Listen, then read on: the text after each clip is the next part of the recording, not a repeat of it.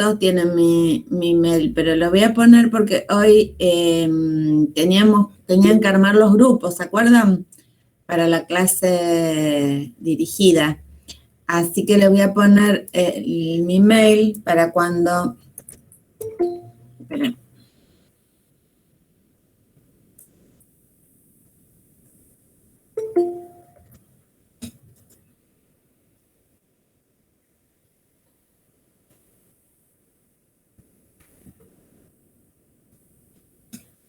Entonces, cuando hoy terminen la clase, me mandan los grupos. ¿Pudieron armarlos?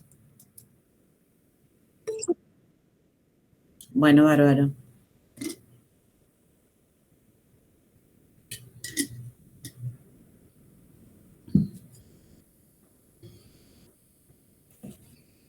Bueno, mientras van llegando, voy armando la presentación.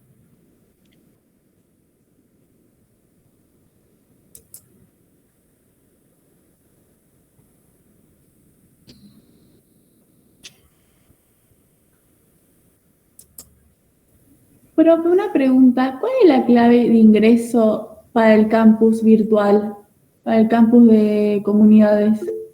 No tiene clave el campus. Yo hoy quise ingresar a finanzas públicas y me pedía clave. Yo estaba inscrita y como que me eliminó por las mesas. Ah, voy a preguntarle a ver, ya le voy a escribir a la secretaria de Educación a Distancia, que cuando hago la inscripción siempre me revisa, porque a veces se arma el lío. Ella me dice siempre que no pueden coexistir dos sistemas, uno con CUP, uno con clave y otro sin clave. Entonces, como para sumarse a los grupos para rendir tienen clave, es probable que haya eliminado el otro método. Ahora le escribo.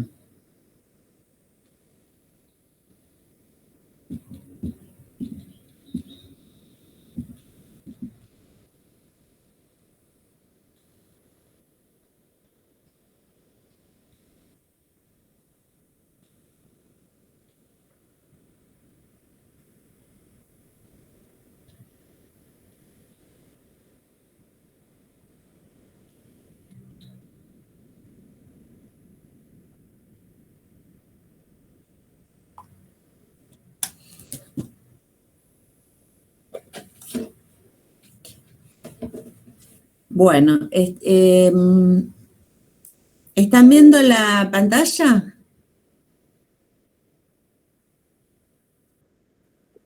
Sí, profe. Bueno, hoy vamos a continuar entonces con la unidad 7. Nosotros la clase anterior habíamos definido los impuestos a la renta, habíamos visto las características de los impuestos a la renta.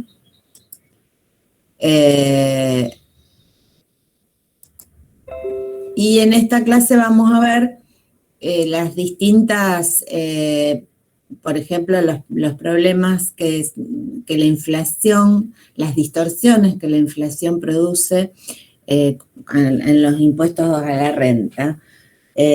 También vamos a ver las distintas formas de definir la renta, y vamos a ver en ese sentido lo que es la renta presunta, y vamos a ver también el criterio de renta mundial. Bueno, vamos a ver primero entonces el punto 7.3 del programa: impuesto a la renta y la inflación, correctivos posibles, impuesto a la renta, desarrollo económico y globalización, el criterio de renta mundial, las características y las tendencias. Bueno, no tenemos que... a personas, digamos, adultas no hay que explicarle qué es la inflación. Yo siempre recuerdo que cuando comencé a dar clases de finanzas públicas, estábamos en el año 2001, 2002, donde estábamos con que estábamos con lo que se llamaba la convertibilidad y no había inflación. Entonces yo lo que más me costaba de esta unidad era hacerles entender a los alumnos qué era la inflación. Bueno, en este caso no tenemos que hacer mucho esfuerzo intelectual porque lo vemos todos los días, ¿no es cierto? La inflación, entonces, es el aumento sostenido en el nivel general de precios, y para que podamos decir que en una economía hay inflación, tienen que darse 3 elementos. Uno es el aumento de precios.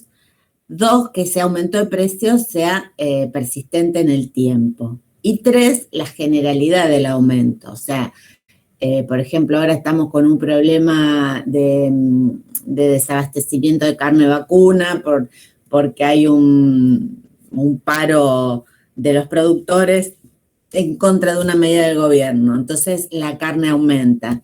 No, eso no es inflación. O sea, la verdura en épocas estacionales, nosotros vamos a comprar, no sé, tomate en el mes de septiembre y vale más que 1 kilo de carne.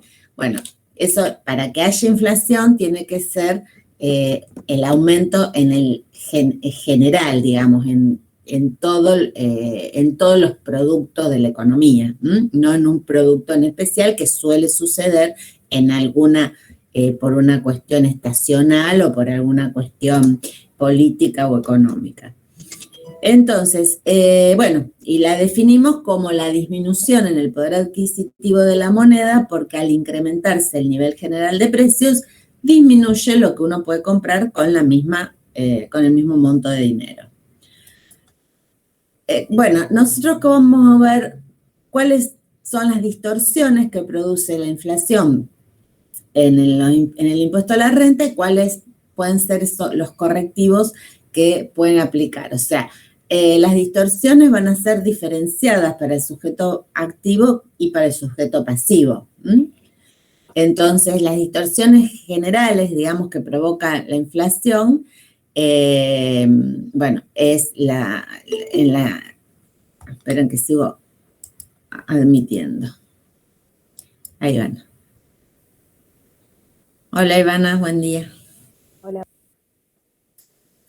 Bueno, las distorsiones entonces que la inflación provoca en la fidelidad de la expresión contable, en la situación patrimonial, esto se traslada al plano de los impuestos, sobre el patrimonio y sobre la renta fundamentalmente.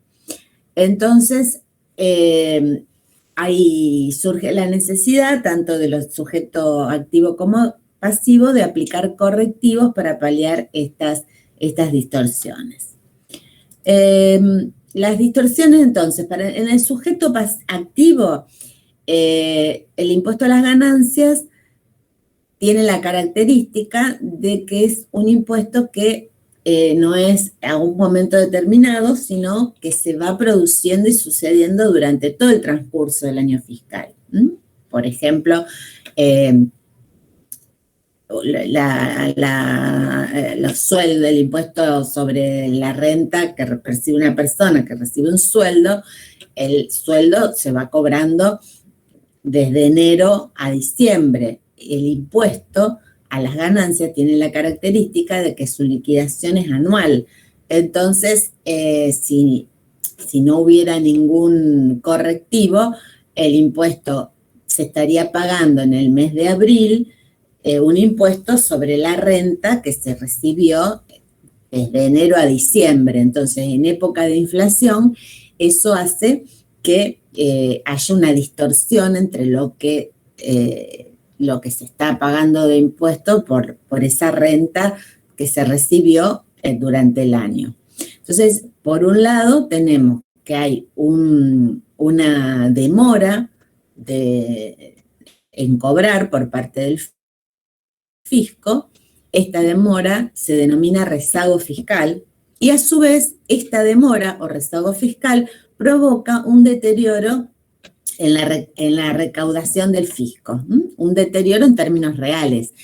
Los 100.000 pesos que estoy aplicando, el impuesto sobre los 100.000 pesos, que en enero de un año al abril del año siguiente, en términos reales, es mucho menos, ¿no? Entonces, este efecto tiene un nombre, o sea, hubo dos estudiosos, dos de las finanzas, que describieron este efecto y cómo el Estado perdía por el cobro, digamos, rezagado de los impuestos, y esto lo expresaron en un artículo económico, y entonces se le denominó a este efecto Libera-Tanzi, que son los apellidos de los dos que escribieron este artículo. Entonces, en el sujeto activo tenemos estas distorsiones. En los sujetos pasivos también existe distorsión. Conocemos lo que es el mínimo no imponible, que es un monto fijo que se resta de la ganancia para aplicar el impuesto. Este mínimo no imponible, la deducción especial y a su vez las deducciones personales, como las deducciones por carga de familia o otras deducciones admitidas por la ley, también al ser en montos fijos pierden la importancia en términos reales.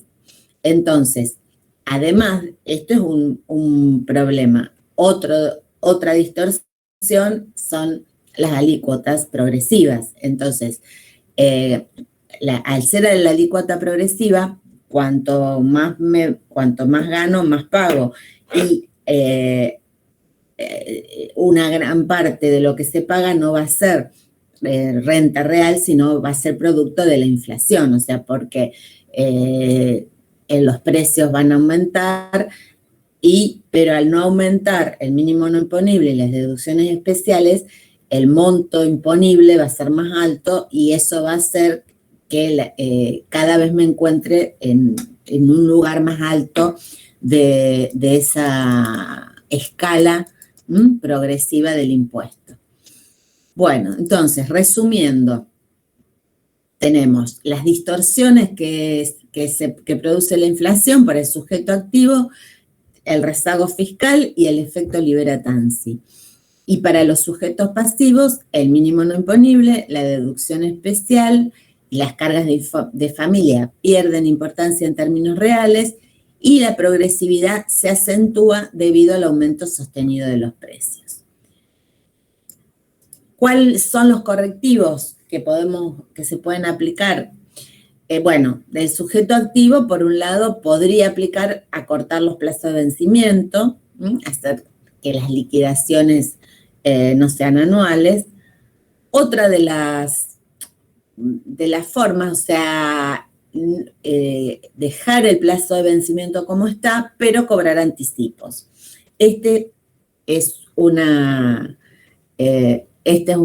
correctivo que haya inflación o no, el Estado lo aplica. Nuestra ley de impuesto a las ganancias se cobran anticipos.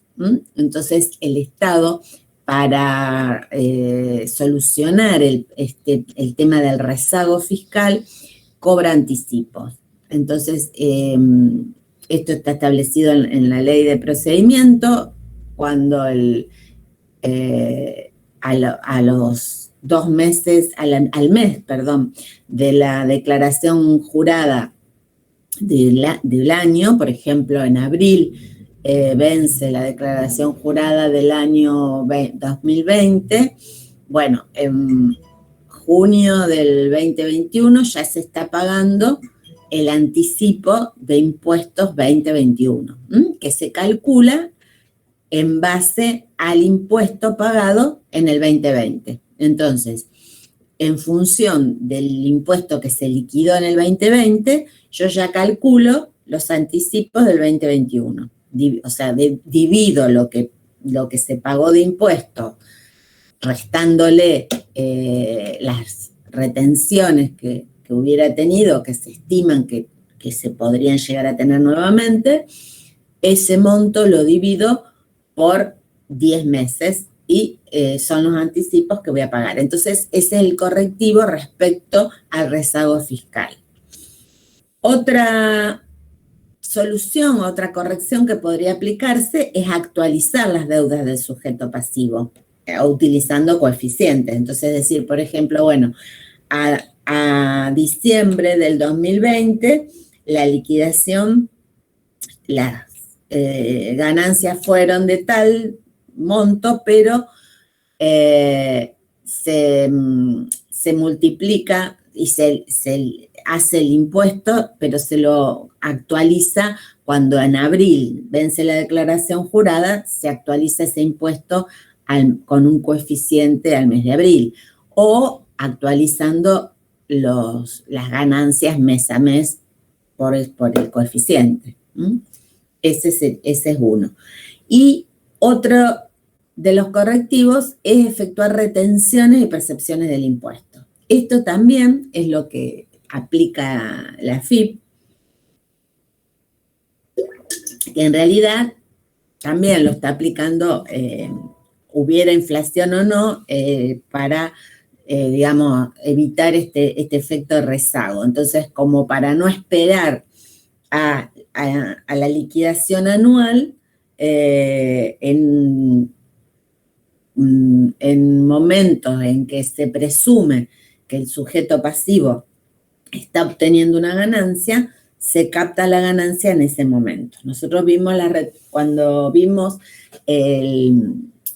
la obligación tributaria, que vimos los obligados al pago de la obligación tributaria, quienes eran los sujetos pasivos, vimos a los responsables por deuda ajena. Dentro de ellos vimos los responsables solidarios, que decíamos entonces en ese momento definimos quiénes eran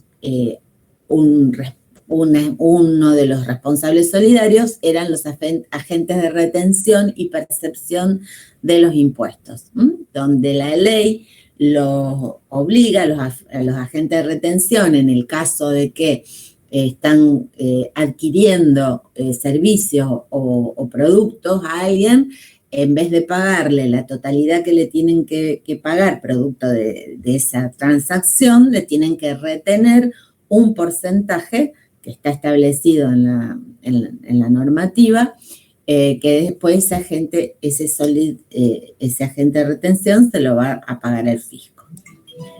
Esas son las medidas correctivas respecto al sujeto activo. Respecto al sujeto pasivo, bueno, por supuesto las del sujeto activo, como quien hace las resoluciones y las normativas es el Estado, siempre se aplican. En cambio, las del sujeto pasivo muchas veces no se aplican y sufren la distorsión que produce la inflación. Uno de los mecanismos, uno de los correctivos puede ser la de aplicar amortizaciones extraordinarias o aceleradas de los bienes de uso. O, en el mismo sentido, reevaluar los bienes de uso para obtener amortizaciones más altas. ¿Esto por qué? Porque si por ejemplo, si hablamos de una empresa donde las amortizaciones, ustedes ya lo deben haber visto en contabilidad, la amortización es un gasto. O sea, al ser un gasto se resta de las ganancias obtenidas. Entonces, si yo tengo amortizaciones más grandes, producto de haber aplicado una amortización extraordinaria o acelerada o de haber revaluado los bienes para obtener una amortización mayor, voy a obtener menos ganancias, por lo tanto voy a pagar menos impuestos. Otra de los correctivos posibles para el sujeto pasivo es modificar el sistema de evaluación de los inventarios. El método que autoriza actualmente la ley de impuesto a las ganancias es el método FIFO, o sea, el primero entrado, primero salido.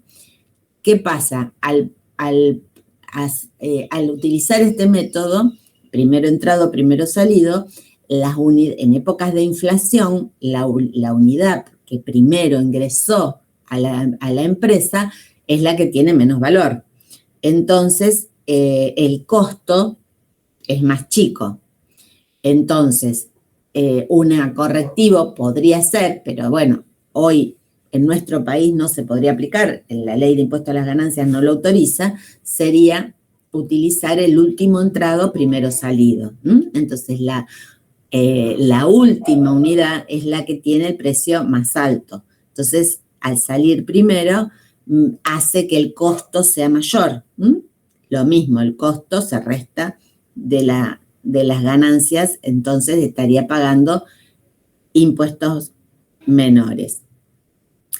Otra de las, esto, bueno, es actualizar los mínimos no imponibles y las deducciones. O sea, durante años los mínimos no imponibles no se actualizaron. Entonces, en el impuesto a las ganancias de las personas físicas, los mínimos no imponibles eran, o sea, al haber inflación, los sueldos y las rentas producto de honorarios, de otros servicios, de otras características que tienen los sujetos, las personas físicas, se incrementaban y al no actualizarse los mínimos, se pagaban mucho más impuesto a las ganancias. Esto es, bueno, ahora hay una ley que hace que el Estado tenga que actualizar esos mínimos no imponibles en función de una, teniendo en cuenta, digamos, algunas variaciones, la variación en los salarios, etcétera. O otra de las maneras es aplicar métodos globales, bueno, de ajuste integral en los estados contables. Esto es para las empresas. El ajuste por inflación está, digamos, está previsto en la ley de impuesto a las ganancias, pero hoy por hoy hay el ajuste por inflación contable que deben realizar las empresas porque es el que está aprobado por los consejos profesionales de ciencias económicas de todo el país y son los que las normas contables establecen, es distinto al que autoriza la AFIP. Entonces, ahí, digamos, hay una altísima diferencia entre lo que ajusta, digamos, se ajusta por estados contables a lo que la AFIP permite que se ajuste. Bueno, a ver, vuelvo a la clase. ¿Alguna duda con esto? Profe, ¿el PDF que estaba mostrando lo va a subir al campus? Porque no está subido. Sí, porque lo terminé ayer. Ah, perfecto, gracias. Sí. Bueno, pero ¿entendieron las distorsiones, los correctivos que se utilizan para las distorsiones, tanto el sujeto activo como el pasivo? Bueno, seguimos entonces. Bueno, vamos a ver el impuesto a la renta, desarrollo económico y globalización. Entonces, bueno, respecto bueno, también, tampoco tenemos que explicar qué es la globalización, ¿no? En estos momentos. Entonces, debido al aumento del flujo de los bienes y servicios, por la reducción de los costos de transporte, por la evolución en las comunicaciones, se ha realizado una extensión generalizada del libre comercio. Las empresas digamos, prescinden de las fronteras geográficas de los países. Entonces, esto, bueno, en la unidad 5, esto lo vemos y vemos el problema que se genera en la disminución de la recaudación y vemos las termitas fiscales. En la unidad 7 vemos cuáles las consecuencias de este proceso de globalización respecto a los impuestos a la renta. Entonces, respecto a los impuestos a la renta, nosotros nos encontramos con que suele haber una posibilidad de doble y de múltiple imposición, porque los países adoptan el sistema que les conviene para captar la mayor cantidad de renta posible. Entonces, eso va a hacer que los países, digamos, exportadores de capital, cobren en función del concepto de residencia, y los países que son receptores de capitales cobren de acuerdo al método de la fuente. E incluso debe pasar en la mayoría de los países, por ejemplo, como en nuestro país, que utilizamos el criterio de la fuente para los extranjeros y el criterio de la residencia para los nacionales. ¿Para qué? Para poder cobrar impuesto a la renta, sobre todo la renta que se genera en nuestro país, la realicen extranjeros o nacionales. Y a su vez cobrar también impuesto a todo residente en nuestro país que obtenga ganancias en otros países. Entonces, bueno, dos principios que podrían aplicarse para definir, digamos, nosotros cuando veíamos en la unidad 4,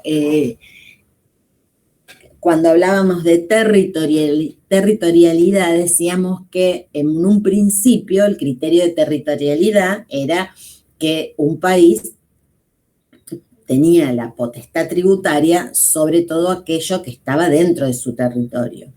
El criterio de la renta mundial hace que esta territorialidad se amplíe y salga fuera, o sea, que el Estado capte no todo lo que esté dentro de su territorio, sino también lo que se obtenga fuera de su territorio. Para eso había distintas formas de atribución de este criterio de territorialidad que tiene que estar definido en la ley, es uno de los aspectos del hecho imponible. Entonces, un criterio puede ser el del domicilio residencia, que se llama también el principio de la universalidad o de la renta mundial, o el de la ubicación territorial o geográfica de la fuente. Entonces, los países desarrollados, bueno, esto es lo que veíamos antes, ¿no es cierto? Que los países exportadores de capital emplean uniformemente el criterio de la renta mundial, y entonces algunas rentas van a ser gravadas por dos países diferentes, el del domicilio del beneficiario y el de la ubicación de la fuente. Entonces, para mitigar este fenómeno de doble imposición internacional, se implementaron acuerdos internacionales y utilización de algunos criterios, como por ejemplo, esto también creo que lo vamos a ver en la unidad 10, cuáles son las distintas formas entre países para, digamos, para favorecer la relación y que no exista una doble imposición. Una de esas formas es el crédito por impuesto pagado en el extranjero, o sea que el país de origen de la persona que está obteniendo una renta en el extranjero pueda descontarse de lo que tiene que pagar en el país una parte de lo que pagó en el extranjero por esa renta. Esto lo vamos a ver ahora en un ejemplo, en un ejercicio práctico. Bueno, entonces, ¿qué dice la ley de impuesto a las ganancias de nuestro país? El artículo primero de la ley de impuesto a las ganancias define las ganancias y dice que todas las ganancias obtenidas por personas humanas, jurídicas o demás sujetos indicados en esta ley quedan alcanzados por el impuesto de emergencia previsto en esta norma. Las sucesiones indivisas son contribuyentes conforme lo establecido en el artículo 33. Los sujetos a que se refieren los párrafos anteriores, o sea, personas humanas, jurídicas, residentes en el país tributan sobre la totalidad de sus ganancias obtenidas en el país o en el exterior. O sea, los residentes en el país tributan sobre todas las ganancias obtenidas en el país y sobre las ganancias obtenidas en el exterior, pudiendo computar como pago a cuenta del impuesto de esta ley las sumas efectivamente abonadas por impuestos análogos sobre sus actividades en el extranjero, hasta el límite del incremento de la obligación fiscal originado por la incorporación de la ganancia obtenida en el exterior. Esto es lo que se llama criterio de la renta mundial. Ahora, este artículo lo vamos a ver bien en la ejercitación práctica. ¿Y qué más dice la ley? Que los no residentes tributan exclusivamente sobre sus ganancias de fuente argentina. Entonces, vamos a ver, este es el ejercicio que está en la práctica. Pero les voy a explicar primero, esperen que vamos a compartir otro.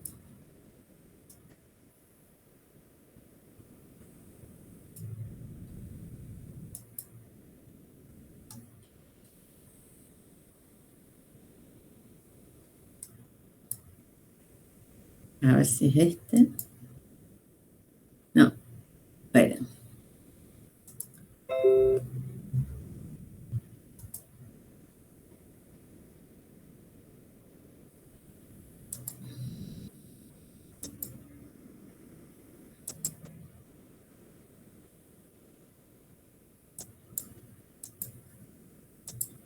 A ver, ya me va a salir.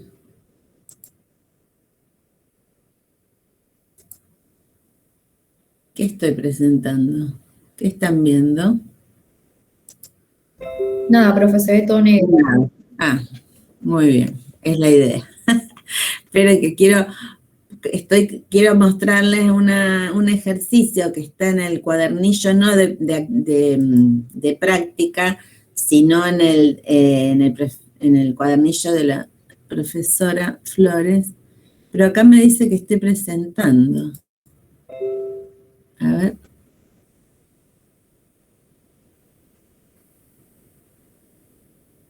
¿Estás presentando?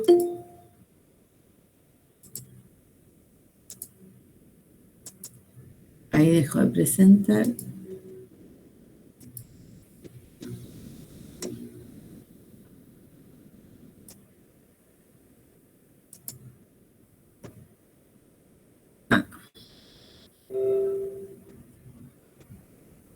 No. No me puedo poner, a ver.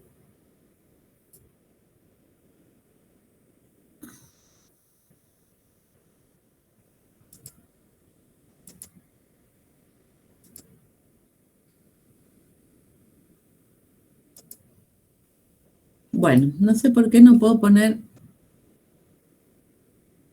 A ver ahora.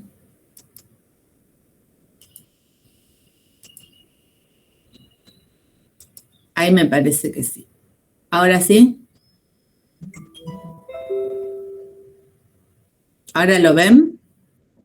Bárbaro, muy bien. Este es un ejemplo práctico, para que vean cómo se liquida el impuesto con el criterio de la renta mundial.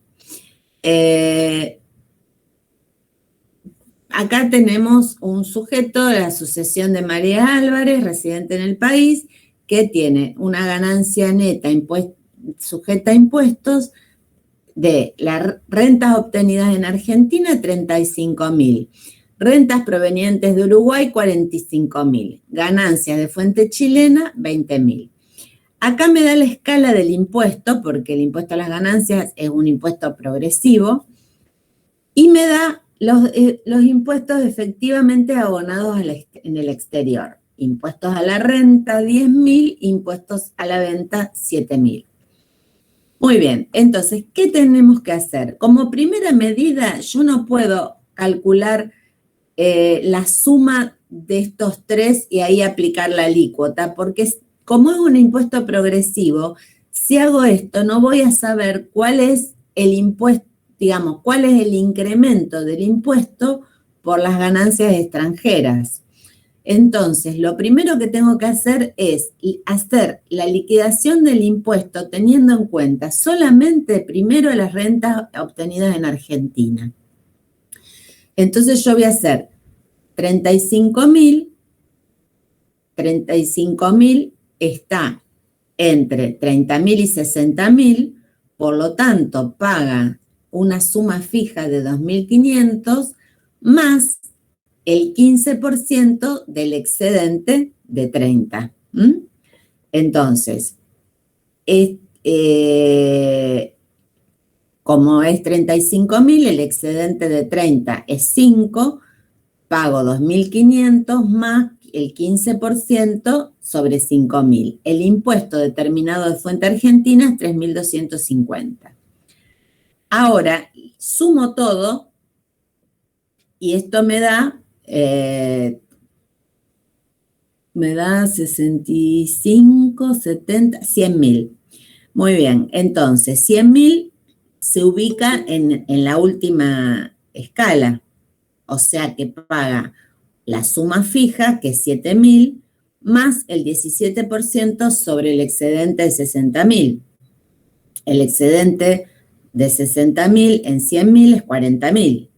Entonces, el total del impuesto que voy a pagar que va a pagar la sucesión de María Álvarez es 7.000 pesos, que es la suma fija, más el 17% sobre 40.000. Eso me da 13.800. Entonces, ¿cuál es el incremento de impuesto producido por impuestos de renta extranjera? Es los 13.800 menos los 3.250. Eso me da 10.550. Ese es el impuesto atribuible a las ganancias netas de fuente extranjera. Entonces, ahora yo que tengo que saber cuánto puedo descontar de esos 10.550. Muy bien. Segundo aspecto a analizar en el ejercicio. La ley que dice, que leímos, que tenían que ser impuestos análogos para poder ser descontados. Y el impuesto a las ventas, por ejemplo, no es un impuesto análogo, no es a la renta, es a la venta, es un impuesto al consumo. Entonces, este es un dato que me da el ejercicio que no lo tengo que tomar. Yo tengo que tomar el impuesto a la renta, que es de 10.000 pesos. Entonces, para conocer el límite, o sea, cuánto es lo que puedo descontar, el límite es 10.000, porque es lo que pagué efectivamente en el extranjero. O sea, no puedo restar 10.550 porque pagué efectivamente 10.000. Si hubiera pagado más de 10.550, podría descontarme hasta 10.000. Como pagué menos de 10.550, el límite es el impuesto pagado. Patri, discúlpame un segundito, un alumno levantó la mano. Sí, señor. Acá tengo a alguien a admitir. Sí. No sé. Sí, profe. Sí. Disculpe, tenía una duda. ¿Dónde salió la suma fija? ¿De dónde sale eso? Porque no lo entendí. Justo se me cortó. Y la suma fija, eso que les mostré es la escala de impuestos que da la FIP. Eso ya está predeterminado. Eso ya viene predeterminado. Eso lo da la FIP y la FIP me dice, como es un impuesto progresivo, si la renta está entre tal monto y tal monto, paga una suma fija más un excedente, más un porcentaje sobre el excedente entre el monto menor a ese intervalo que corresponde a la suma fija. Esa es la tabla de la FIP. O sea, no es esa porque está modificada, pero es es así la tabla de la AFIP que se aplica con otros valores. Estamos. Y podría, si no le molesta, ¿podría volver a explicar el último punto? Que ahí también me perdí. Se me fue cortando un poco y A ver, presentamos de nuevo. no quiero quedarme con esa Profe, duda. yo no entendí No, lo de los 40.000 pesos. ¿Cómo? Ahí estamos. Lo de Sí, los dígame. 40.000 pesos, yo no lo entendí. Porque la suma o sea, el impuesto a las ganancias, esta es la tabla que da la FIP, o sea, simplificada y con otros montos, ¿no? Pero es así tal cual como esto es. Entonces, yo al sumar todo, me da 100.000, 35 más 45 más 20 da 100. Entonces, ¿a dónde me ubico? ¿Qué tengo que pagar? Acá me dice ganancias netas de 0 a 10.000 paga 0 de suma fija y paga el 10% sobre el excedente de 0. Si mi ganancia neta está entre 10.000 y 30.000, pago 100 de suma fija y el 12% sobre el excedente de 10.000. Si yo tengo una ganancia neta entre 30 y 60, pago 2.500 más el 15% sobre el excedente de 30, que es la parte más chica de este intervalo. Entonces, si mi renta es mayor a 60, como en este caso la renta es 100, voy a pagar 7.000 pesos de suma fija y 17% sobre el excedente de 60. Entonces, si mi renta es 100, el excedente de 60 es 40. Gracias, ahí está. Sí. Bueno, ¿y qué otra duda tenía acá el alumno que me preguntaba? Sí, podía explicar el tercer punto, el del límite de pago. El del límite, claro. Sí, por favor. O sea, ¿qué me dice la ley? Es lo que yo les mostraba. Que puedo deducir como impuesto pagado en el exterior aquellos impuestos análogos, ¿sí? O sea, que tienen que ser impuestos a la renta. Y el límite va a estar dado que no me puedo descontar más de lo que pagué en el exterior, ni menos de lo que se me acrecentó el impuesto a pagar en la Argentina por la renta extranjera. Entonces, yo por eso les decía que la forma correcta de hacerlo es, primero, aunque tengo el total de renta, tengo que calcular primero cuánto. Esto se hace, ahora les voy a dejar así que hagan el que está en la publicación de la ejercitación práctica, que es más sencillo porque no tiene la escala, pero en realidad el impuesto a las ganancias argentino es progresivo, tiene esta escala. Entonces, como cuanto más gano, más pago, no da lo mismo calcular el total. Si yo quiero saber cuánto se me incrementó la renta por la renta extranjera, tengo que saber primero cuánto hubiera pagado solo por la renta argentina. Entonces, primero calculo solo la parte de la renta argentina y después calculo el total. Entonces, la diferencia entre el total que tengo que pagar, que es 13.800, y lo que hubiera pagado si solo hubiera tenido renta argentina, es lo que me da el impuesto atribuible a las ganancias netas de fuente extranjera. Y este es el límite superior. O sea, yo no me voy a poder descontar más de estos 10.550 pesos. Así o sea, es el límite máximo. Si yo pagué si pagué menos, como en este caso, me descuento lo que efectivamente pagué. Y si pagué más de 10.000, ponele que hubiera pagado 20.000, voy a poder descontarme solo 10.550. ¿Se entendió? Profe, ¿podría explicar de nuevo qué sería el impuesto atribuible a las ganancias netas de la fuente extranjera? O sea, ¿qué significa? Significa que cuánto tengo que pagar por haber obtenido ganancia en el extranjero. Porque si yo hubiera obtenido ganancias solo de fuente argentina, hubiera pagado 3.250. Porque son estos 35.000 de renta obtenida en la Argentina. Sobre estos 35.000, yo hubiera pagado solo 3.250. Ahora, Está bien, gracias. ahora vamos a hacer una cosa. Mientras que me voy a hacer un mate y ustedes hagan este ejemplo. Que ¿ahora lo están viendo o no? El Power no. No, profe. Este es más fácil. Hagan mientras yo me preparo un mate y cuando vengo en 5 minutos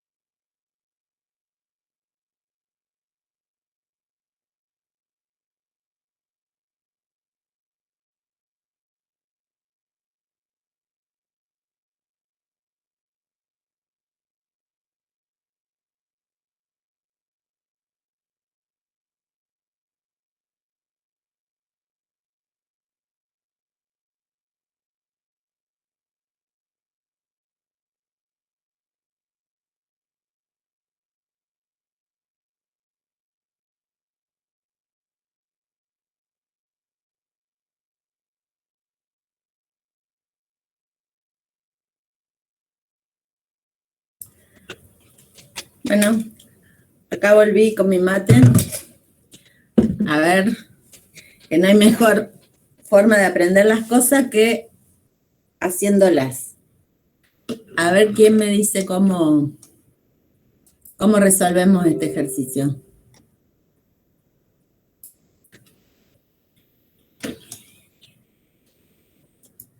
¿Están ahí o se fueron todos?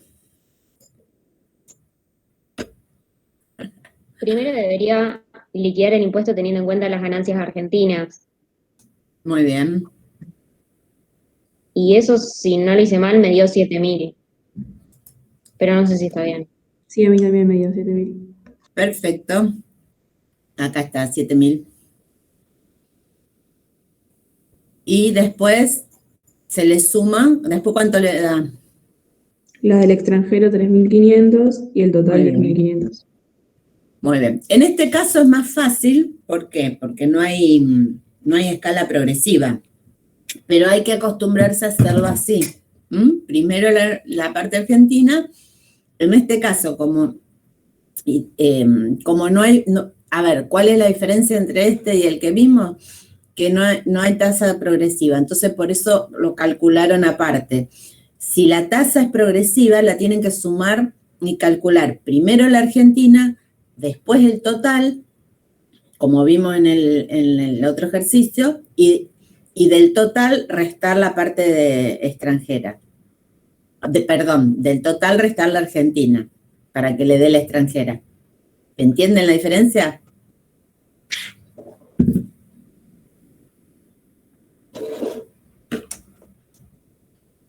¿Sí, no? ¿Entienden cuál es la diferencia entre el ejercicio anterior y este? Yo, profe, la verdad que no. No. Profe, yo te hice igual y me dio lo mismo que dijeron recién. Sí, sí. A ver, el anterior es como es en la realidad, tenemos las escalas progresivas. Entonces, no da lo mismo, si nosotros, a ver, en el anterior que teníamos, el total de rentas argentinas era 35.000. Si yo sumo no puedo sumar solo las extranjeras, porque voy a caer en una escala distinta, porque es progresivo. Entonces tengo que sumarlas todas, por eso después resto la Argentina. En este caso, este es más simple, porque estamos viendo rentas que son proporcional, o sea, no hay una escala progresiva. Entonces, lo mejor es, para estar, digamos, seguro que se lo hace bien, siempre hacerlo, digamos, calcular primero la Argentina, sumar todo, restar la Argentina y lo que queda es el excedente por renta extranjera. En este caso da lo mismo hacerlo sumando todo y restando la Argentina o sumando solamente la extranjera, porque no hay alícuota progresiva. ¿Muy complicado?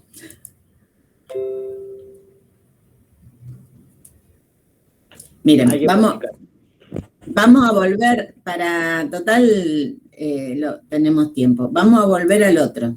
Ahora les muestro de nuevo el otro.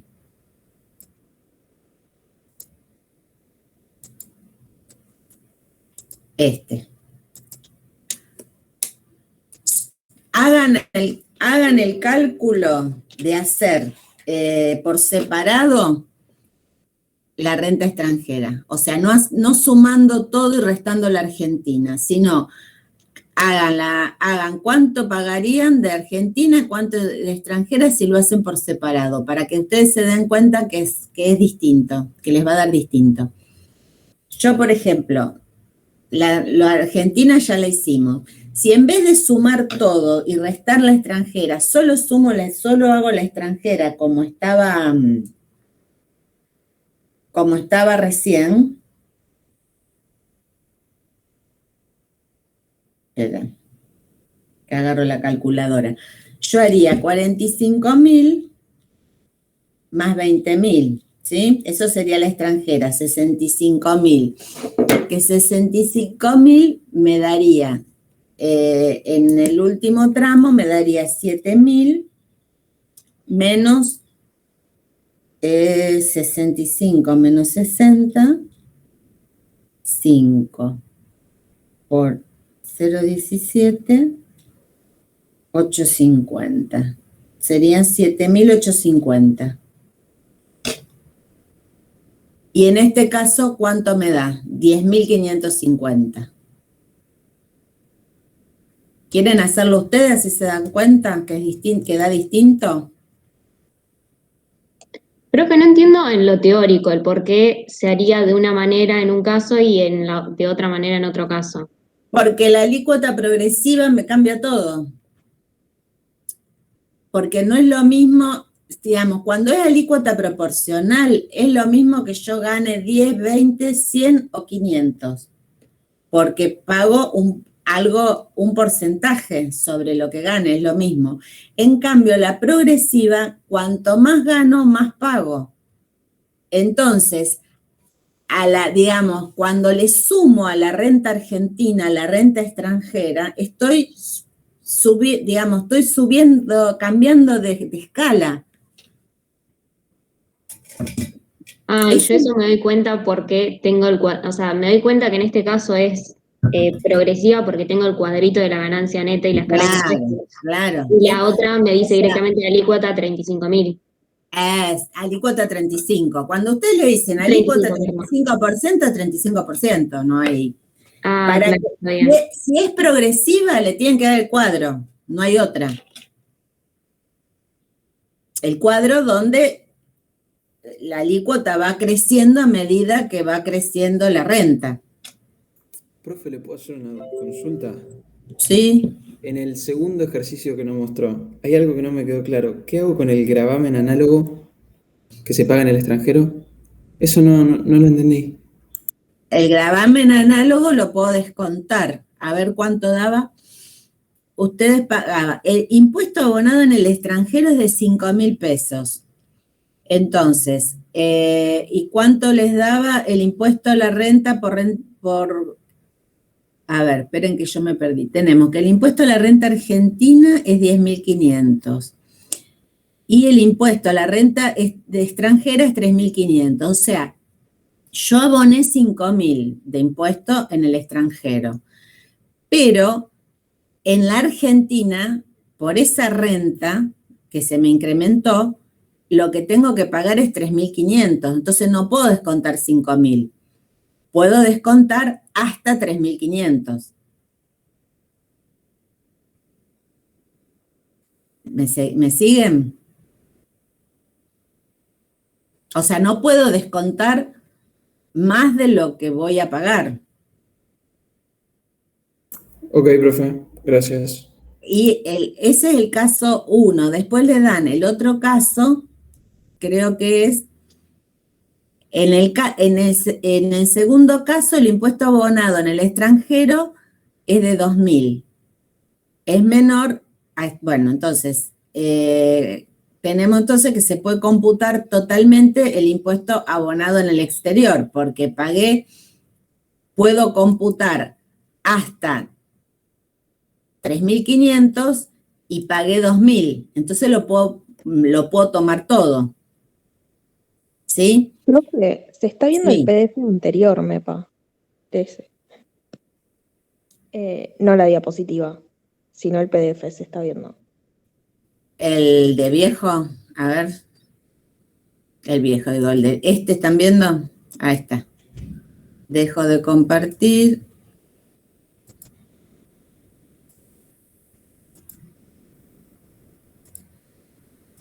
Ahora.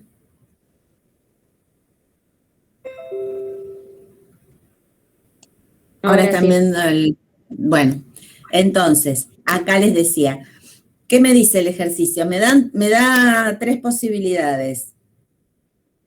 A ver, me dan 3 alternativas.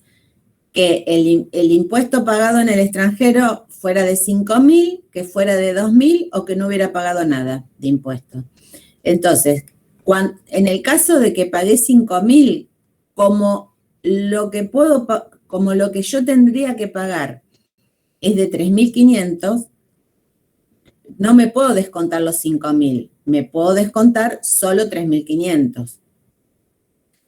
En este caso, que el impuesto que aboné en el extranjero es de 2.000 y yo puedo tomarme hasta 3.500, me tomo los 2.000. Y en el caso que no pagué afuera, no me puedo descontar nada. Pago el total que me corresponde por la renta extranjera.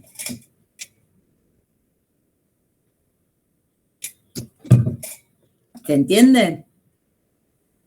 Profe, no entiendo, o sea, no entiendo cómo se relaciona el 3.500 y después yo calculo el impuesto a pagar haciendo 10.500 menos 5.000, ¿o no? O sea, no me termina de quedar claro. Menos Yo usaría el 5.000 3.500. No, menos 5.000 no. O sea, lo que yo tengo 3 alternativas, ¿sí? Pagué. Una alternativa 1, son distintos casos, situaciones. La alternativa 1, que yo haya pagado 5.000 pesos de impuestos análogos en el extranjero. ¿Cuánto me puedo descontar del impuesto? O sea, ¿cuánto puedo descontar del impuesto a la renta que tengo que pagar acá en la Argentina por el impuesto análogo pagado en el extranjero? ¿Cómo? El impuesto a la renta por la renta extranjera que tengo que pagar en Argentina es de 3.500 y lo que aboné en el extranjero es de 5.000, puedo tomarme solo 3.500 porque no puedo descontar lo que pagué en el extranjero. O sea, la ley me permite descontar hasta lo que me hubiera correspondido pagar acá, no más. Si yo en el extranjero pagué 5.000, acá puedo descontarme solo hasta lo que si no me estaría descontando por la renta pagada también por la renta ganada en la Argentina.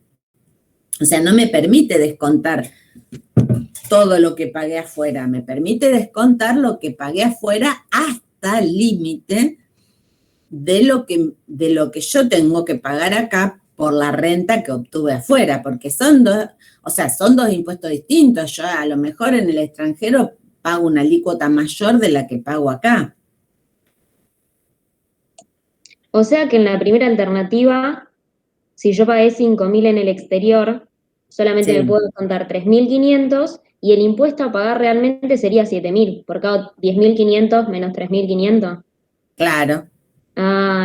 Del total, o sea, claro. Yo acá te tengo que pagar el total, la renta el total, o sea, el impuesto sobre la renta argentina más la extranjera, el total de impuestos. Ese que saco sumando el total de la renta, y en el ejercicio que vimos en el cuadernillo anterior, el total, ese 100.000 que yo tengo que pagar por la alícuota que me corresponde, monto fijo y todo lo que me corresponde. Eso es lo que yo tengo que pagar sí o sí. A eso le puedo descontar lo que yo pagué en el extranjero hasta el límite del impuesto que tengo que pagar acá por la renta que obtuve en el extranjero. Está bien, o sea, que en este caso es 5.000, pero no sé, el caso del día de mañana es 8.000. Aún así me sigo descontando 3.500. Claro. Está bien. Ese es el límite máximo. En cambio, en la alternativa 2, que pagué 2.000, o sea, pagué menos de lo que ponele que la tasa en el extranjero era más chica, entonces pagué un monto menor a lo que yo tengo que pagar acá por esa renta. Pero me puedo descontar lo efectivamente pagado. No el límite que podría haber, no los 3.500. 3.500 opera como límite. O sea, si pagué más de 3.500, descuento 3.500. Si pagué menos de 3.500, descuento lo que pagué realmente. no me van a descontar más de lo que yo pagué allá. O sea, me puedo tomar hasta 3.500. Si pagué menos de 3.500, tengo que tomarme lo que efectivamente pagué.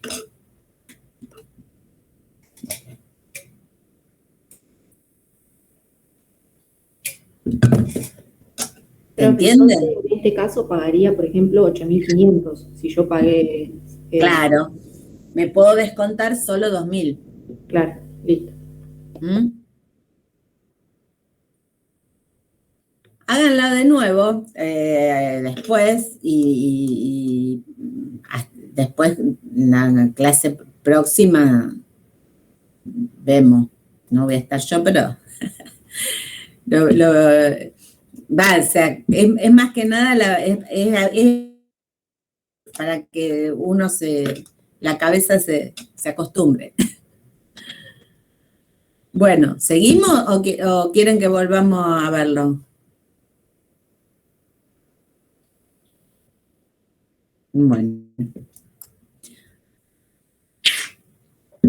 Bueno, este es el resumen de lo que vimos. Entonces, es importante determinar cuál es el incremento en la obligación tributaria por incorporar rentas de fuente extranjera, porque este es el límite del cómputo del pago a cuenta.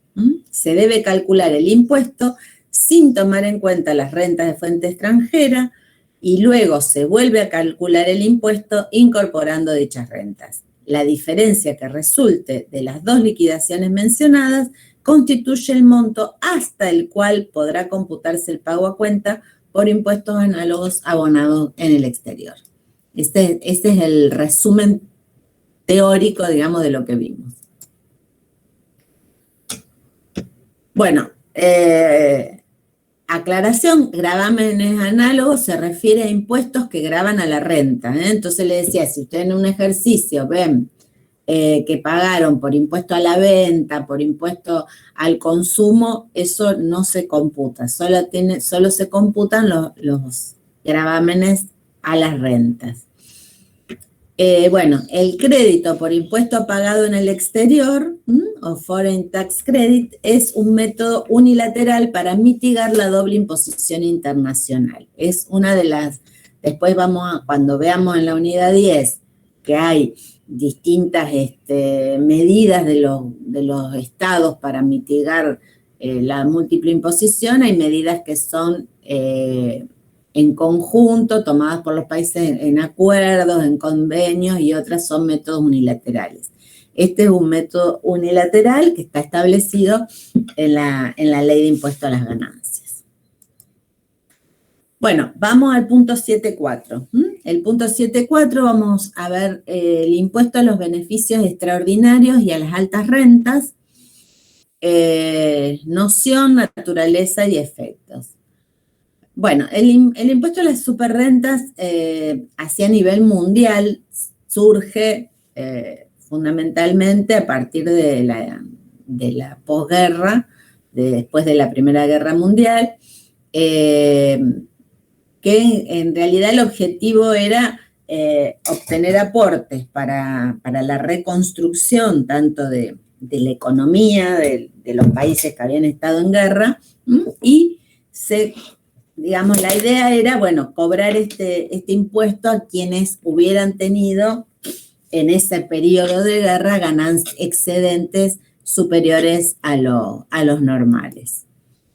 Las formas que puede adoptar, o sea, los sistemas de imposición que pueden adoptar estos impuestos es como un impuesto a los beneficios extraordinarios, o sea, un impuesto que se aplica sobre el excedente de utilidades normales, o un impuesto a las superrentas propiamente dicha.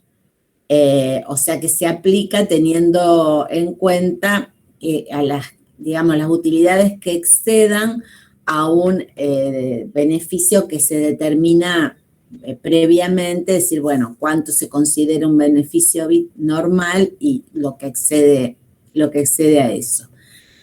Estas son formas que pueden adoptar este tipo de impuestos.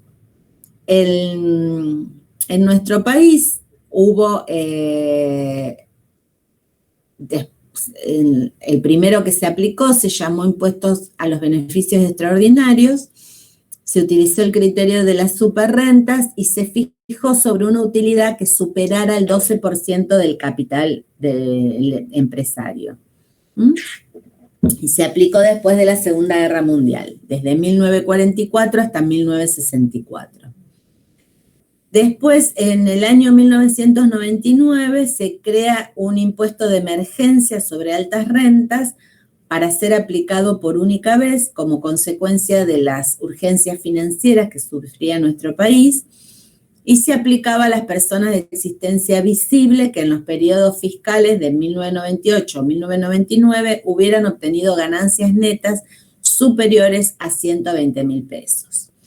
El impuesto a ingresar surgía de aplicar la tasa del 20% sobre el monto de impuesto a las ganancias determinado en el periodo fiscal 99. O sea, al impuesto determinado en el año 99 se le aplicaba un 20%, que eso tenían que pagar como impuesto de emergencia. Bueno, actualmente, en diciembre del 2020, se dictó la ley 27.605, aplicando también un impuesto a las altas rentas, que se llama aporte solidario y extraordinario para ayudar a morigerar los efectos de la pandemia. Este es un impuesto que es por única vez, un aporte solidario, extraordinario y por única vez, y en este caso, si bien lo podemos encuadrar dentro de a las altas rentas o beneficios extraordinarios, se aplica sobre el patrimonio de las personas. O sea, en este caso no se aplica sobre rentas, sino tienen que abonarlo todas aquellas personas que posean bienes en el país.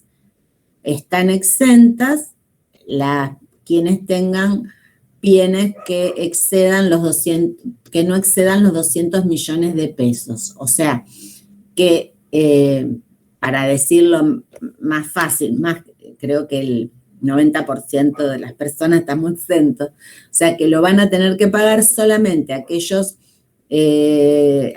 personas humanas que tengan un patrimonio superior a los 200 millones de pesos. Y tiene una alícuota progresiva que va del 2 al 3,5% del valor total de los bienes. De los bienes gravados de acuerdo a los impuestos a los bienes personales, o sea que esos 200 millones en realidad es bastante más, en la realidad, digamos, el patrimonio de las personas que lo van a tener que pagar.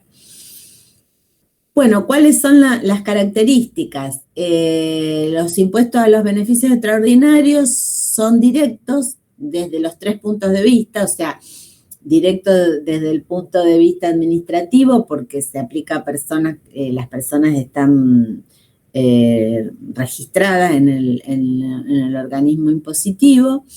Es directo desde el punto de vista jurídico, porque grava una manifestación directa de riqueza, y desde el punto de vista económico, porque no es un impuesto que sea trasladable.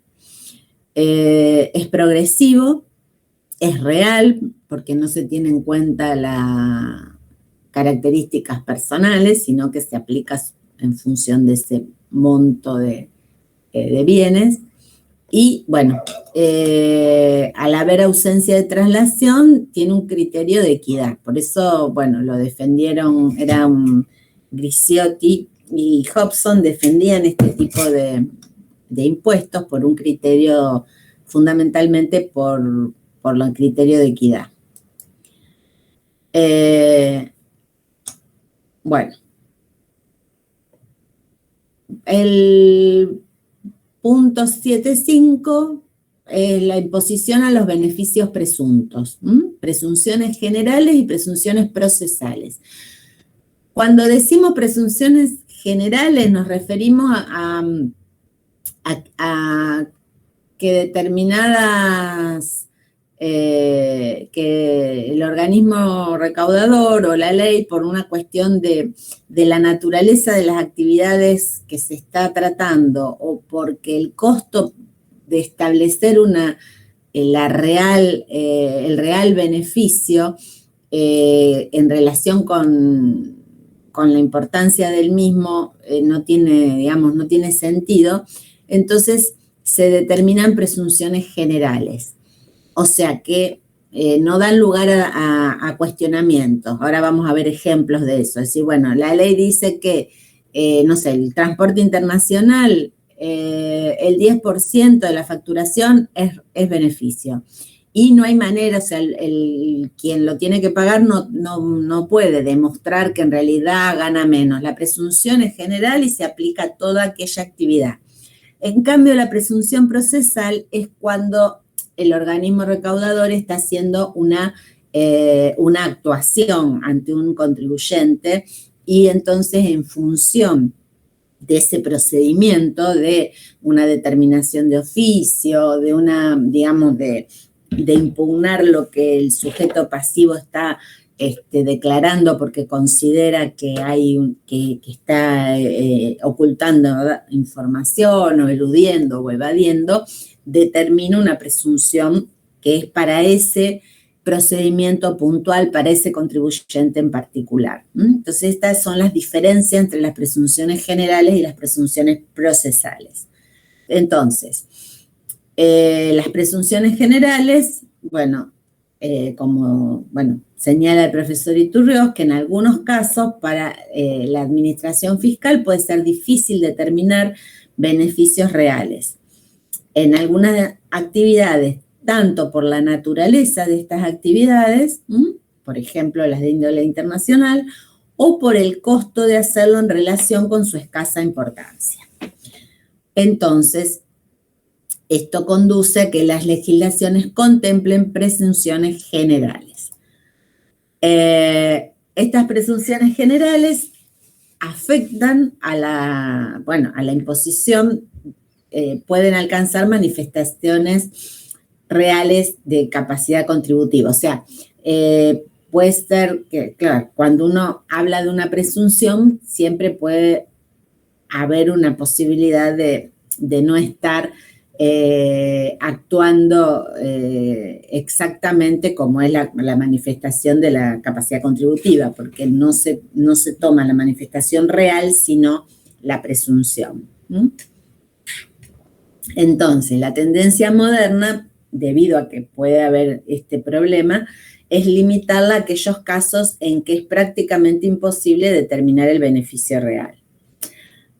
Nosotros tenemos, un ejemplo de presunción general es el tema del monotributo, que en este caso se desplazó a las rentas de los pequeños contribuyentes en el impuesto a las ganancias por otro tributo.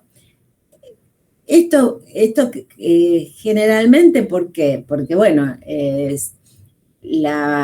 en los pequeños contribuyentes la mayoría no pagaba impuesto a las ganancias, porque era difícil de captar aquel que, digamos, al contribuyente, como uno, si no alcanza el mínimo no tiene que declarar, entonces nadie declaraba lo real.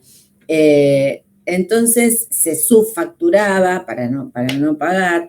Entonces, digamos, en ese momento hicieron un estudio de que quedaba por fuera de la posibilidad de tributar una gran cantidad de pequeños, o sea que el costo de investigar todos aquellos pequeños que no estaban pagando no tenía sentido en función de lo poco que de detectarles se les iba a cobrar. Entonces, digamos, el costo iba a ser muy superior a los beneficios. Entonces, se hace este tipo de régimen que en el caso que integra, el monotributo integra componente de impuesto a las ganancias y el componente del IVA y un componente previsional, y entonces la parte, digamos, de renta, se presume un monto de renta de acuerdo a la cantidad que vendió. O sea, el monotributo, de acuerdo, se establecen escalas, y la persona, bueno, si tiene un ingreso entre tal monto y tal monto, está en tal categoría, y en función de esa categoría se le asigna una presunción de ganancia. Bueno, entonces esta ley de monotributos se creó por ley 24.977, entró en vigencia en el año 1998. Los sujetos son las personas humanas, sucesiones indivisas, empresas unipersonales y sociedades, excepto las sociedades de capital y las de SRL. Entonces, el impuesto al monotributo sustituye el impuesto a las ganancias, el IVA y el régimen de seguridad social. El destino de lo recaudado va un 70% al ANSES y un 30% se coparticipa. Bueno, otros ejemplos de presunciones generales, por ejemplo, se podría establecer que la tierra no trabajada personalmente por el contribuyente, que sea un 6% de la evaluación fiscal del inmueble, en negocios con ventas inferiores a determinadas sumas se podría considerar que el 10% de las ventas es renta. En el caso de los profesionales se podría presumir que la ganancia es de 2,5 a 4 veces el alquiler que pagan. Esas son presunciones que podrían llegar a darse. Ahora vamos a ver los casos previstos, algunos de los casos previstos por la ley de impuesto a las ganancias. Por ejemplo, tenemos presunciones generales, las rentas de índole internacional. Entonces, nuestra ley de impuesto a las ganancias prevé que en el caso de transporte internacional, prevé que las compañías no constituidas en el país que se ocupan del transporte entre la República y los países extranjeros obtienen por esa actividad ganancias netas de fuente argentina iguales al 10% del importe bruto de los fletes por pasajes y cargas. En el caso de ocuparse del negocio de contenedores, se presumen el 20%. En el caso de agencias de noticias internacionales que las proporcionan a personas o entidades residentes en el país, se presume en un 10% la ganancia neta de fuente argentina. En el caso de cesiones de seguros, se presume que el 10% del importe de primas cedidas constituye ganancia de fuente argentina.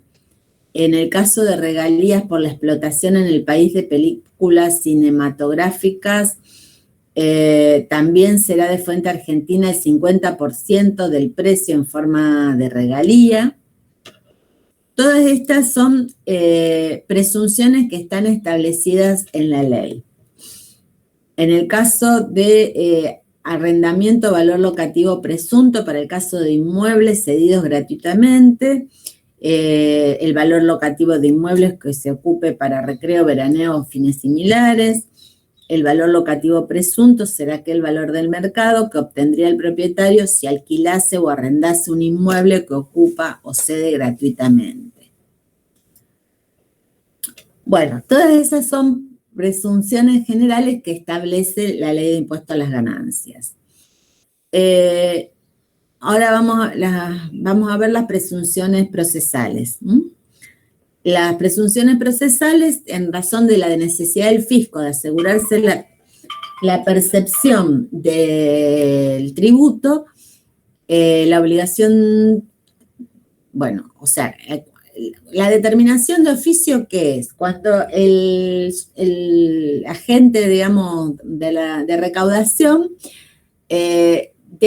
no está de acuerdo con la presentación que realiza el sujeto pasivo. O sea, o no lo hace, o sea, el sujeto no presenta las declaraciones juradas, o el fisco las impugna por considerar que le hacen una verificación y dice, bueno, que no está de acuerdo con la presentación que hace el contribuyente.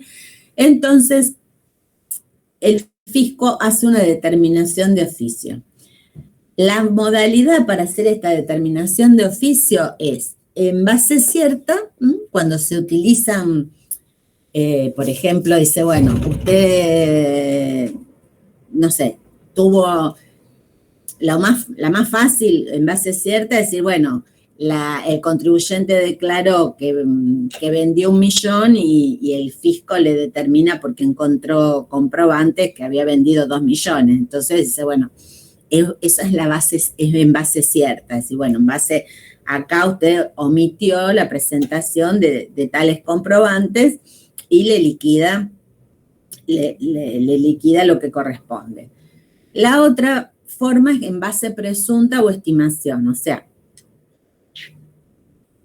el fisco utiliza indicios que determinan la base imponible. O sea, por ejemplo, decir, bueno, usted en el balance declaró tanto de venta y declaró un resultado de tanto, pero en función de los pasivos, estos pasivos que usted declara no se han podido verificar, entonces si usted no tendría estos pasivos no le daría la ecuación contable, por lo tanto se presume que agregó gastos. Entonces le determinan lo que para el fisco es estima que es lo correcto que el contribuyente debería haber declarado.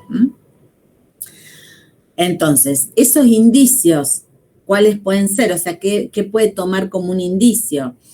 El capital invertido, decir, bueno, yo puedo decir que sí, que esto después vamos a ver que hay una ley que, bueno, que ahora no está en vigencia, ya se extinguió, que es ahora lo vamos a ver, la ley de ganancia mínima presunta, donde justamente se plantea que se supone que si una empresa tiene un capital invertido de tanto, por lo menos tiene que tener un 1% de ganancia que le reditúe esa inversión. Otro indicio puede ser las fluctuaciones patrimoniales. Esto que yo le decía, bueno, si la empresa ha podido comprar e invertir y si no me lo está justificando con un pasivo, es decir, bueno, ¿cómo hizo usted para desarrollar todo esto si con lo que usted declara por venta no le alcanza para todo esto, para haber gastado todo esto? Entonces, bueno, o saqué un crédito que lo puedo justificar como un pasivo, o en realidad me entró más dinero de lo que dije. Entonces eso es un indicio. Bueno, o volumen de las transacciones y utilidades de otros periodos fiscales, que me pueden hacer presuponer que si no hubo algún hecho económico que modificó la situación, yo debería haber seguido ganando más o menos lo mismo. Bueno, la existencia de mercaderías, el rendimiento normal de un negocio o explotación de empresas similares, salarios, es decir, bueno, yo vendo por tanto y tengo, no sé, tengo 20 empleados y no vendí, ¿para qué tengo los 20 empleados? El alquiler de un negocio, es decir, bueno, si no pude, lo que estoy vendiendo no me alcanza para pagar el alquiler, o sea, estoy omitiendo ventas. El nivel de vida del contribuyente, esto con el tema del del avance de las compras electrónicas y los pagos con tarjeta de crédito es algo que la FIP controla mucho, es decir, bueno, ¿cómo usted se viajó a Europa, manda a sus hijos a la escuela, gasta tanto en tarjeta de crédito y gana 20.000 pesos? Dígame cómo hizo para pagar todo esto. Entonces, esas son presunciones procesales en las que la FIP, ante una investigación, ante una inspección puntual, puede llegar a, digamos, desechar la declaración que la persona hace, digamos que el impuesto a las ganancias es una autodeclaración. La persona hace su declaración jurada y es la que declara. Entonces, bueno, la FIP, la forma que tiene es rechazar esa declaración y en función de estos indicios declarar un nuevo monto de impuesto que tenga que pagar la persona. Bueno, todas estas son otras presunciones: ganancias netas de las personas, que equivalente por lo menos 3 veces al alquiler que pagan, el precio de inmueble en las escrituras, diferencia de inventario, aplicación de promedio de ventas, incrementos patrimoniales no justificados, y aplicación de otros índices como consumo de gas, energía eléctrica, etcétera. Bueno, un caso de imposición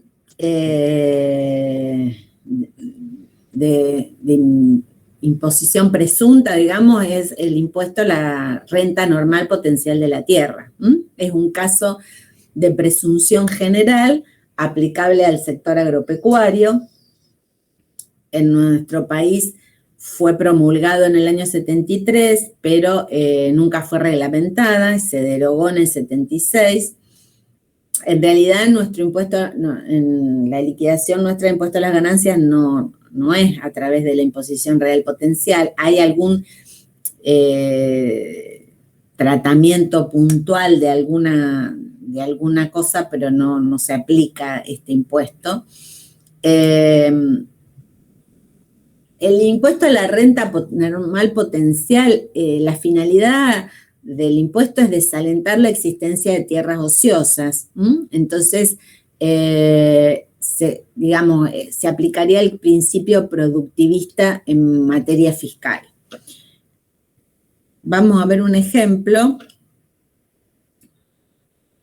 Bueno, primero, ¿cuál sería la renta normal? Entonces, la renta normal es, en un promedio de años climáticos buenos y malos, es la renta neta, por lo que no admite la deducción de los gastos necesarios. O sea, la renta normal es la que obtiene cualquier poseedor de tierra. Y la potencial es aquella que, digamos que en circunstancias normales, todo aquel que aplicara de forma eficiente, que hiciera de forma eficiente la explotación, es la renta que obtendría. Entonces, en lugar de aplicarse un impuesto en función de las características, digamos, en función de la renta real obtenida y de los gastos reales, se aplica un impuesto a la renta normal potencial.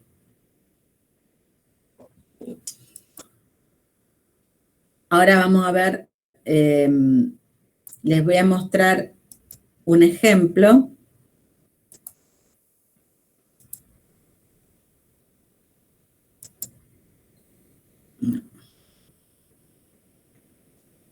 Esperen que lo encuentre.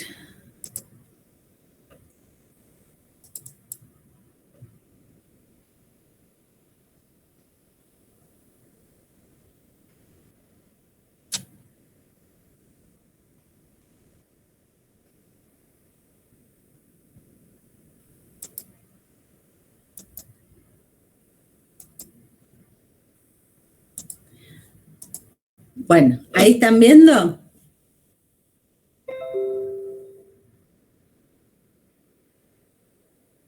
¿Están viendo el ejemplo? Ahí está. Bueno, entonces, este es un ejemplo de la aplicación del impuesto a la renta normal potencial.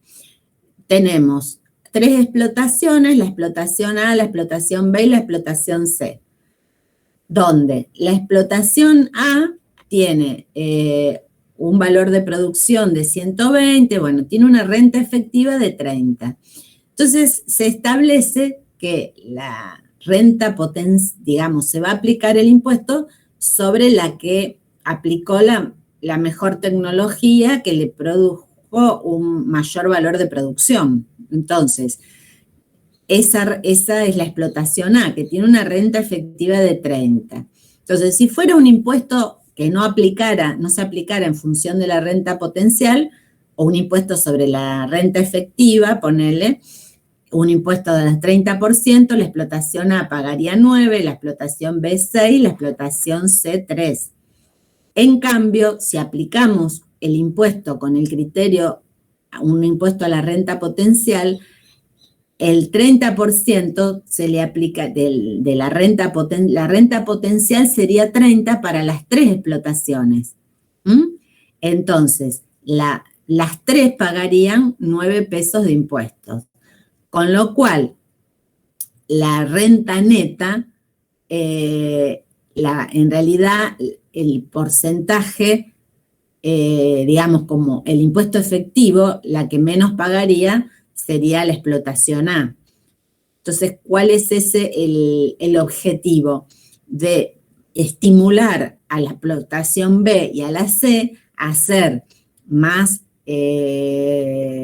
productiva su tierra para pagar proporcionalmente menos impuestos. Porque si, digamos, con el criterio normal, con el criterio de renta efectiva, la explotación B estaría pagando 6 y con el criterio de la renta mundial, la explotación B estaría pagando 9.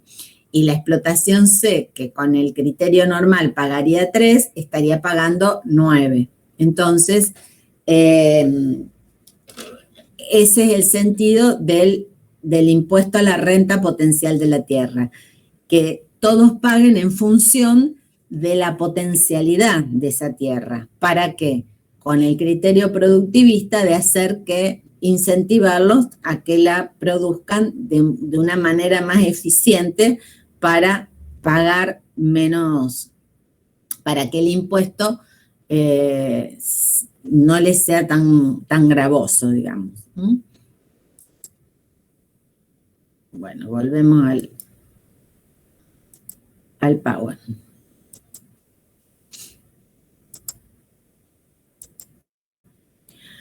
Bueno, entonces, el objetivo del impuesto sería elevar la productividad. Bueno,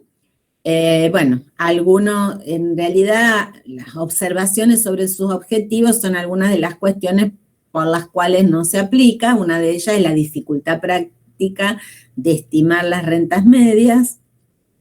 Y, bueno, el problema del tamaño de la explotación. Entonces, esto dice que, bueno, que puede ser un incentivo a que se formen, digamos, explotaciones más grandes y que los pequeños productores sean absorbidos por mayores productores para que hacer más eficiente esa producción. Bueno, razones fiscales y de equidad. La razón fiscal sería evitar la evasión, porque, bueno, al aplicar una renta potencial se evita la evasión, porque no da lugar a la subdeclaración, porque se toma, si uno tiene una tierra de tales dimensiones y en tales lugar del país, se presume que tiene que aplicar eso. Entonces, uno de los factores que justificarían la aplicación de este impuesto sería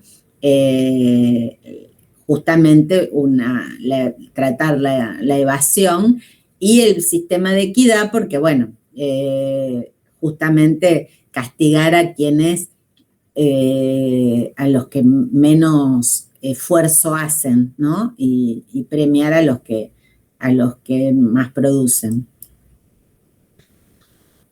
Bueno, rápidamente les decía que nuestro país había regido un impuesto en función de una presunción general, que era que justamente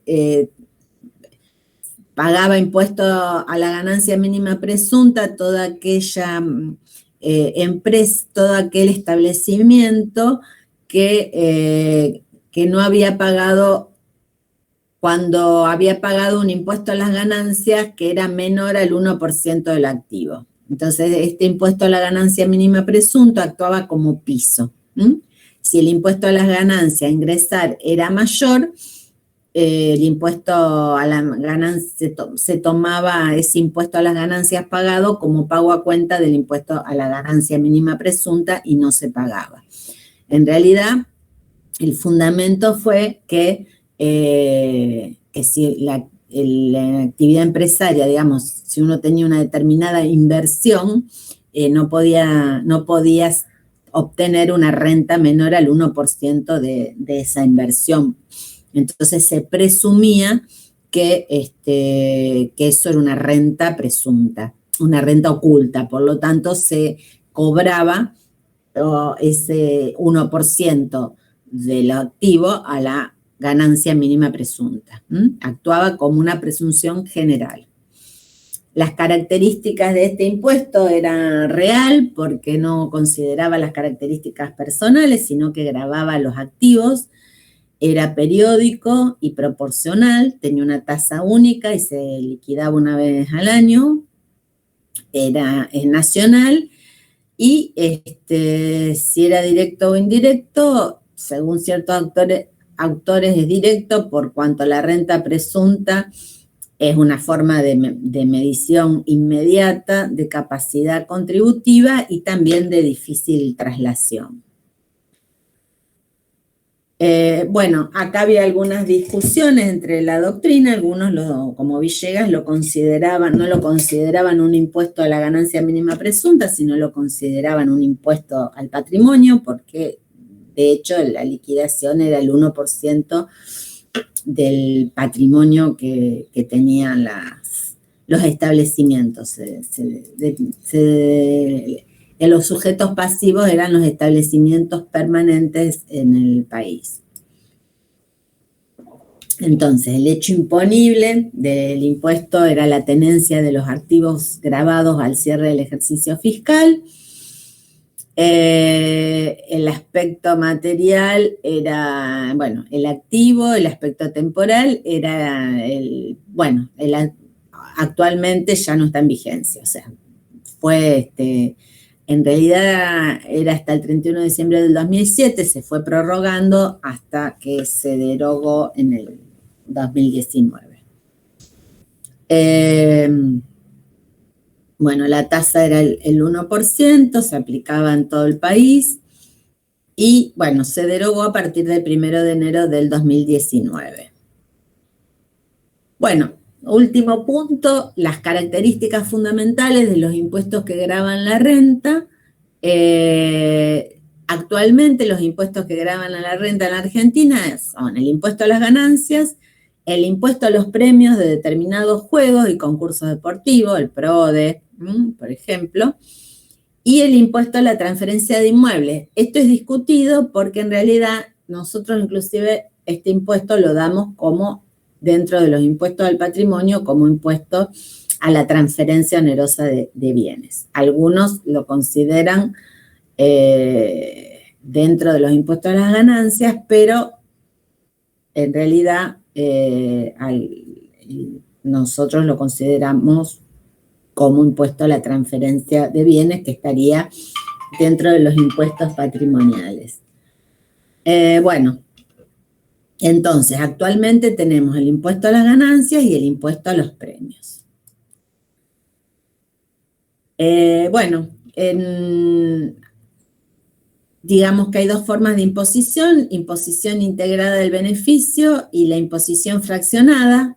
O sea, imposición integrada sería si todos aquellos, un solo impuesto general a la renta, como vimos cuando la clase anterior, o fraccionada. Nosotros tenemos fraccionada, o sea, tenemos un impuesto a la renta que tiene que tener, como vimos, la habilitación, una fuente permanente, la habilitación de esa fuente, y después impuestos como, por ejemplo, el impuesto a los premios que graban esas manifestaciones esporádicas de la renta para que no queden por fuera de la posibilidad del fisco de captar esa capacidad contributiva, se hace a través de otros impuestos. Entonces, digamos, por eso decimos imposición fraccionada del beneficio, porque se fracciona el beneficio. Por un lado los réditos, por otro lado las herencias, por otro lado los juegos. Esa es la forma en que aplicamos el impuesto, en que gravamos la renta en Argentina. Bueno.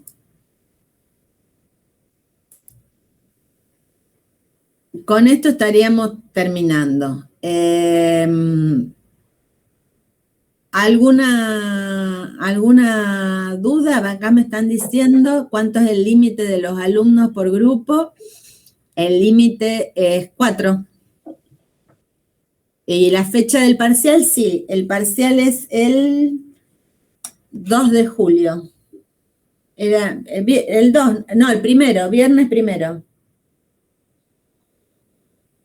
Esperen que ya lo confirmo.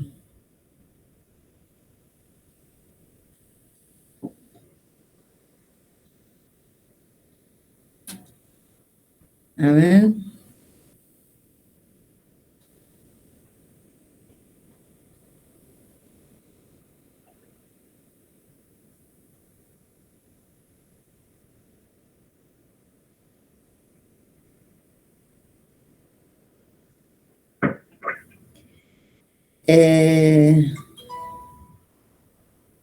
Ivana, ¿vos lo tenés ahí a mano? Sí. Viernes 2 de julio. Viernes 2 de julio, 15 horas. El parcial que me están preguntando.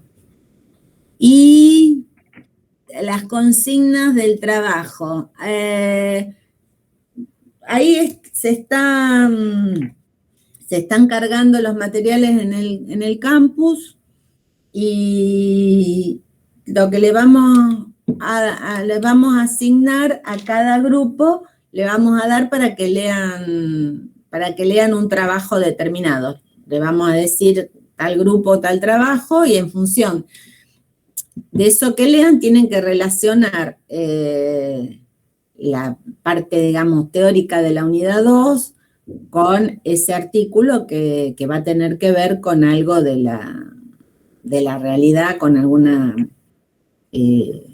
algún artículo periodístico o algo que digamos, la idea de la actividad grupal es que aplicar los conocimientos teóricos a algún ejemplo que esté pasando hoy en el país o en el mundo. Esa sería la idea. Sí, el 8 de junio es la presentación, o sea que nada, sí, están terminando de cargarlo porque también estamos terminando de corregir los exámenes y bueno, como que se nos está viniendo todo. La semana que viene les vamos a dar bien las instrucciones.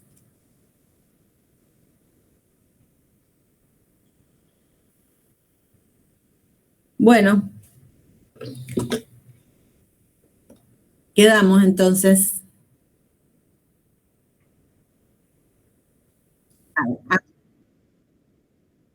Sí, ya tomé asistencia. Bueno, acuérdense de mandar los grupos por mail. Bueno,